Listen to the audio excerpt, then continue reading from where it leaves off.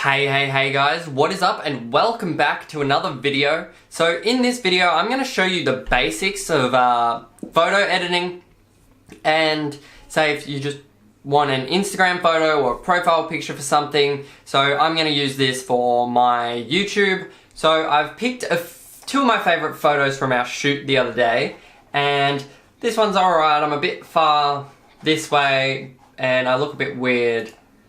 This one, I look more serious and I still look a bit weird, but I do like the crop of this more. I feel like I can work with that a bit better than the other one. So we'll start off with this one. We'll go to the first tab here, which is what I would always start with, which is crop and straightening and adjustments and rotation, all that. So, for example, if you're using a photo for a profile picture, usually you would use a 1x1 or a square so that you can crop in on your face and boom, profile picture, happy days. Or if you're like me and sticking with this Instagram vibe kind of thing, you could do 4x5 but that way, so long ways. And yeah, so I'm gonna go with this 4x5 just because that's the trend at the moment, and if you click auto, that will automatically straighten it. So if you look at these lines are now very straight and straight up and down, and it just makes the image look more aesthetically pleasing to the eye without people even knowing why they are enjoying the image. Anyway, so right now I've got this grid on my picture, which is the rule of thirds. So realistically it's where the eyes first go to, these 2 points here. So if you put your main subject matter in them, then it is more likely that people will like and interact with your photo, just because when they're scrolling they automatically see what you want to show them. So you can specifically position this in post or in production to show the audience some specific thing, or convey to the audience that this is my subject and this is my picture. I hope you like it. Anyway, I might adjust this just a little bit and just make it a tiny bit bigger. Put that there, have a little bit of space. There's a lot of space here, so I might tighten this in just like that. I'm pretty happy with that layout right there. So yeah, let's jump straight into the next one. So that is the light tab. So if you go into this light tab here, you can mess with a whole bunch of options. First off, you can do the exposure, which lightens and darkens the image. And so right now mine looks like this, but I think my face is a bit too bright around this area, and definitely this here is way overexposed. So I'm going to just drop the exposure just a touch, maybe about that, just darken that a little bit, just so we can actually see what's going on in this area and in some of the lighter areas of the shot. Now, contrast, I'm a big contrast boy, so I'm going to go about 22, just because that's a nice sweet spot for me. 23, 22, I like that. It adds a little bit of shadow, or darkens the shadows on this side of my face, and yeah, really darkens the blacks and brings everything more like further apart, so that there is more of a contrast or a difference between the lights and the darks. I really like that. Highlights, I can bring them down just a touch, just because they are quite bright. Like my arms are very pale, and these umbrellas especially are quite bright, so I'm going to dim them just a bit so we can actually get the detail back in there. So I shot these on a Panasonic G85, and they are raw photos, so I can manipulate the light and darkness a bit better than you would be able to do if you were doing a JPEG file or something like that. So just keep that in mind when you're shooting. If you do find an area too dark, you can flip it over to raw, and you can edit that in post, But if you do stick with JPEG, it's just going to be a little bit harder and you won't get some of the detail in these areas back like you would if you shot with RAW. So that's the highlights, shadows. So I want to just lighten them just a little bit, so you can actually see this side of my face a bit more. Just like that, that's nice. And the whites, I could probably just sit at a healthy 9 or 8. That's right, not too bright, but also still not muting them that much so that they disappear. And blacks, not sure if I'll do anything with the blacks. Maybe just raise them a tiny bit to like 20 as well. That's alright, that looks nice. Yep, so the difference between this and this, if you hit backward slash on your keyboard, you can show the difference.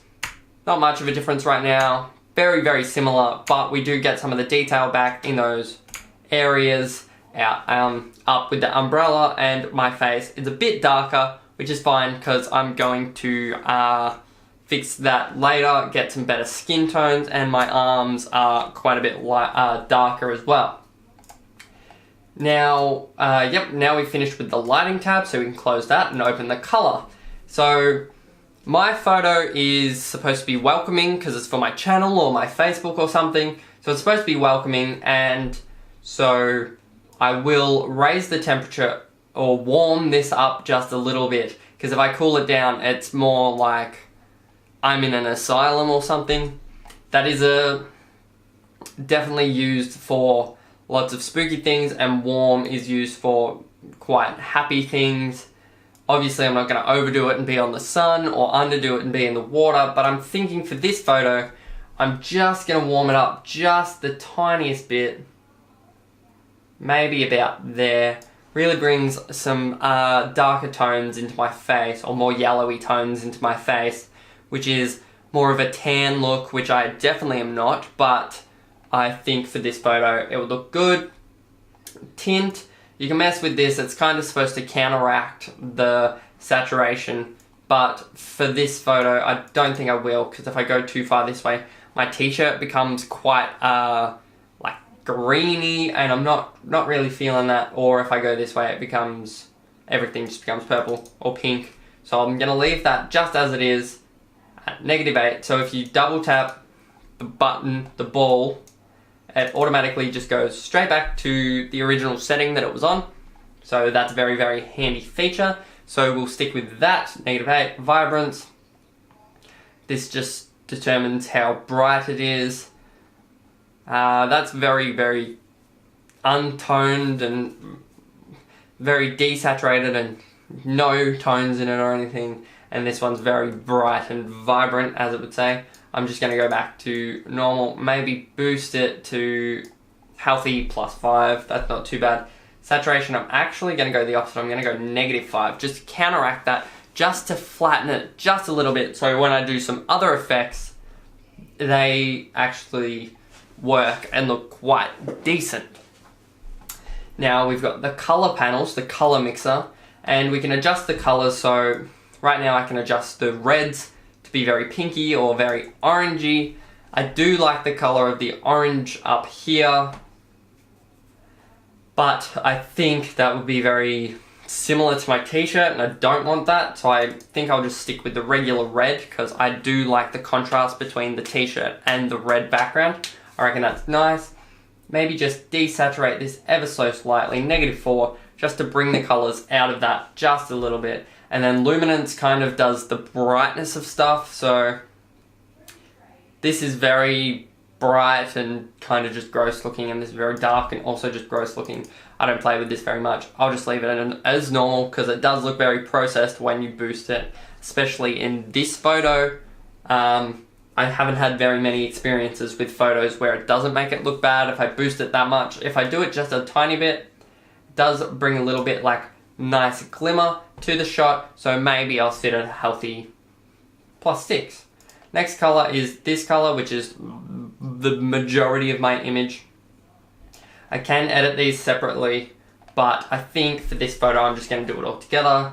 Might bring this down just to get a bit of a rustier color in my shirt and I think that's quite nice.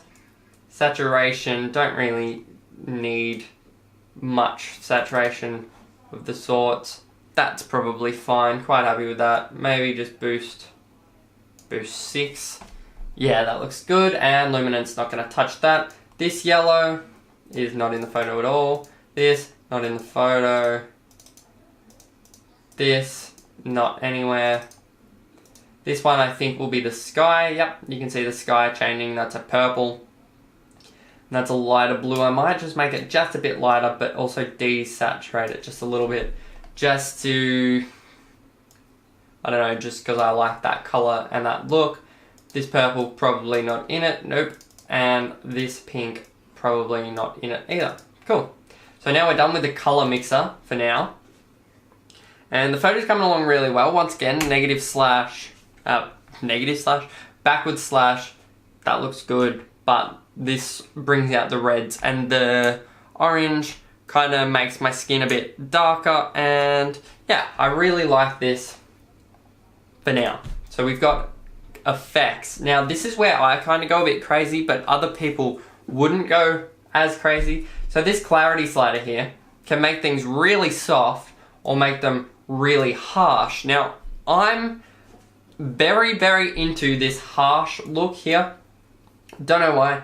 Just makes everything look deep. The lines are deep. Kind of looks like a sketch or a drawing or something like that. I really like this effect, but sometimes I do overdo it in my images. So I think I'll take this to a nice 55, which is not as rough as it was, but that's the difference. That's quite soft. That's quite harsh. Just add some nice shadows, and if you look at the umbrellas up the top, like specifically, have a look at that. You just get all these black lines back in it, and the bricks, you can actually see all the bricks in this section over here, and I am a very big fan of that.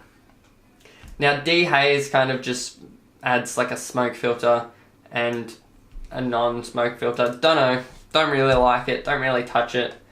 Vignette or vignette. This is like a white vignette, which is very, very over exaggerated, but someone would put it like here to like lighten up the corners and stuff. I would do it the other way and darken up the corners, so I might go like not too far, maybe just like a -2. That's probably enough. If we have a look at that, yeah, that's quite good. I could probably go a bit more, but not going to. That's good. And then grain makes it look like you've scanned a photo from an old photo album and uploaded it to the computer. And in my opinion, don't really like it. Some people just do grain all through their Instagram and stuff. Very light. It could look good, but I'm very about the integrity of the quality of the photo, because I'm a bit of a quality boy, and I like more quality. Yeah, don't know. So, detail, sharpening, noise reduction, color noise reduction. Not going to really go into that too much, don't really use any of it. Sharpening just makes it look a bit sharp, and this makes it very soft, but I don't touch it. It's fine where it is. Optics, don't need that. And geometry, don't need that.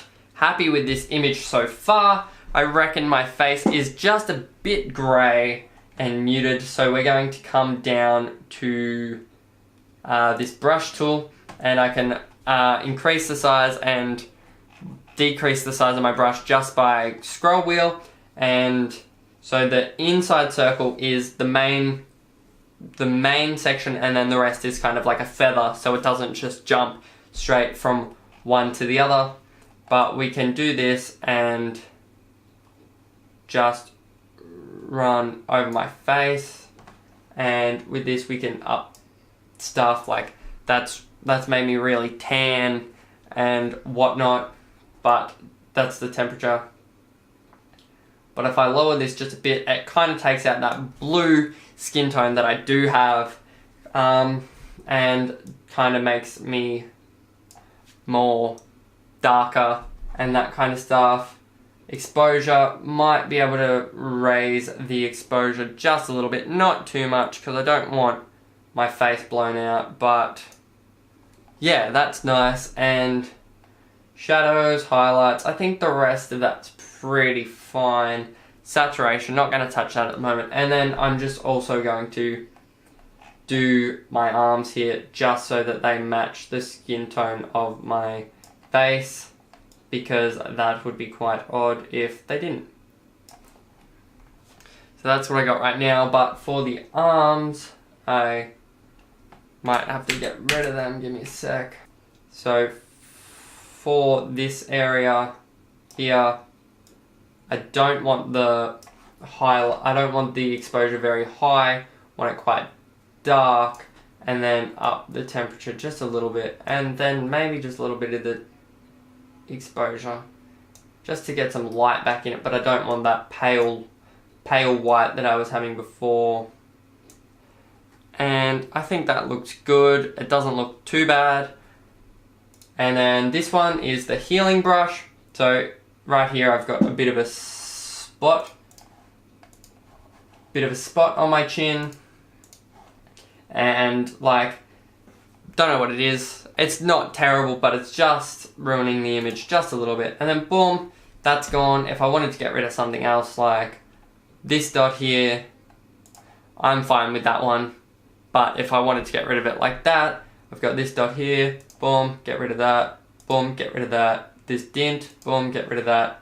And then that's what I would look like with no dints. Oh, and this red one here, boom, get rid of that. And that's pretty much it without them all. I don't mind to show like that kind of stuff. Doesn't really bother me. The only one that's actually annoying me is this one here.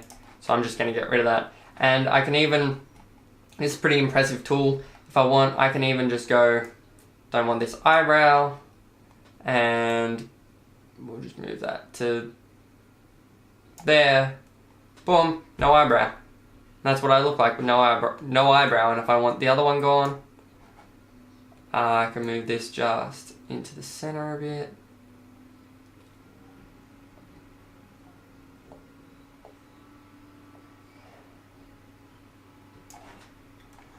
And that's what I look like with neither eyebrow. But that is gross.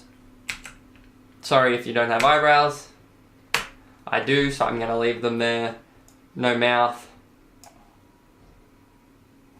Terrible, terrible, terrible finding. But anyway, enough messing around. So right now, I am quite happy with that.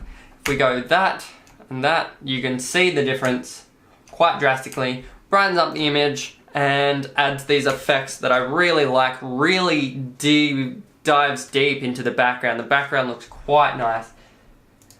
I might just down this vignette just a little bit to -4. Oh. Happy with that, I think. Yes, very happy with that. That is a very nice photo. I'll probably post that on Instagram or Facebook or something. And yeah, and it's going to be my YouTube new cover photo or profile picture or whatever they call it. Google Plus, don't like that, but I have to go through that. And just to show you how to export the image, go up here, go save to, save it as JPEG this time. I'll just save it to my desktop and save that. And then if I just exit this and grab this one and open that, then this is the image right here, go full screen. And that's our finished image. And I am quite happy with it. I really like the look of it, like the effect that I went for. Only annoying thing is this sleeve here is half rolled and it's annoying. But other than that, I'm very happy with this photo. If you guys enjoyed this process and liked me showing you how I edit my photos, and if you use this, send me a link on Twitter at EpicHoodNinja. Send me a link or tweet me the photo that you've made with this technique, and I'm happy with this. I do this for now. I'm not very skilled at Photoshop, but this is just my basic go-to corrections that I do. So if you liked it, make sure to hit that like button. Don't forget to subscribe if you really like my videos. Don't forget to hit that bell, and there's a Patreon link, and subscribe. Want to hit over 100 subs by the end of May. That's my goal, 100 subs by the end of May. Get on it. Anyway, thank you guys for watching. Make sure to like if you liked, subscribe if you're new, and most importantly, goodbye, have fun, and I'll see you all next time. See you guys.